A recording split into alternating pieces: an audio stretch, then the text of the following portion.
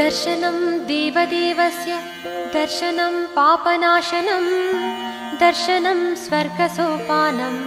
दर्शनं मोक्षसाधनं दर्शनेन जिनेन्द्राणां साधूनां वन्दनेन च न चिरं तिष्ठति पापं छिद्रहस्ते यथोदकम् वीतरागमुखं दृष्ट्वा पद्मरागसमप्रभं नेकजन्म कृतं पापं दर्शनेन विनश्यति दर्शनं जिनसूर्यस्य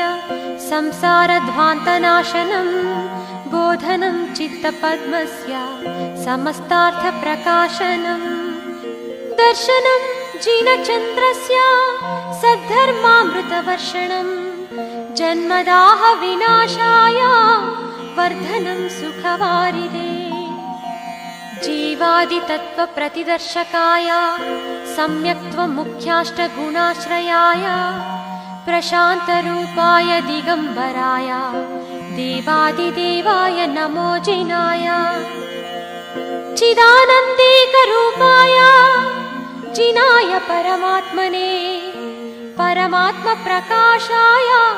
नित्यं शुद्धात्मने नमः अनन्तानन्तसंसारा सन्ततिच्छेदकारणं जिनराजपदाम्भोजा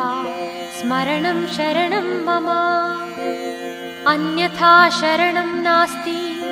त्वमेव शरणं मम तस्मात् कारुण्यभावेन रक्ष रक्ष जिनेश्वर।